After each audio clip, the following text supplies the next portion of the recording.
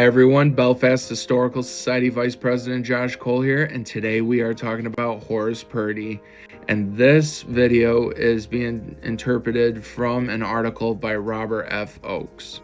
One of the ablest journalists ever to take up the pen was Horace Ethelbert Purdy, a native of Canisteo, a member of the family for whom Purdy Creek in the towns of Hartsville and Canisteo was named after. He was editor and publisher of the Belfast Free Press at the time of his death in 1883. But he made his mark in the journalistic field long before that. Purdy was born in Canisteo in 1815. His parents later moved to Hartsville and were the first settlers there. A man who was to become a favorite among newsmen, he had a meager education, most which he got from members of his immediate family. In the spring of 1831, when he was about 15 years old, he struck out on his own and became an apprentice at the office of the former Angelica Republican, later to become the Allegheny County Reporter. From then until death wrote an end to his career, he was associated with newspapers in some way. Purdy at different times owned and or managed other newspapers: the Mayville Sentinel, Angelica Reporter, the Rushford Republican Era, which then became the Ormond Republican Era, the Orleans Republican, all advocating democratic principles.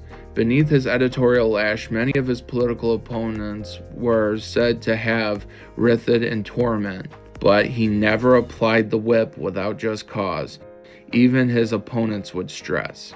Purdy's papers were eagerly sought, and many followers clamored to read what he had to say about this or that. He was said to have been a born editor, and that his equal never filled another editorial chair in Allegheny County. A man of Purdy's ability came to be recognized quickly, and his cause was to move along. He went westward and founded a paper that was to become and remain famous: the Detroit Free Press. The Free Press became the most powerful Democratic journal in Michigan under Purdy's guidance.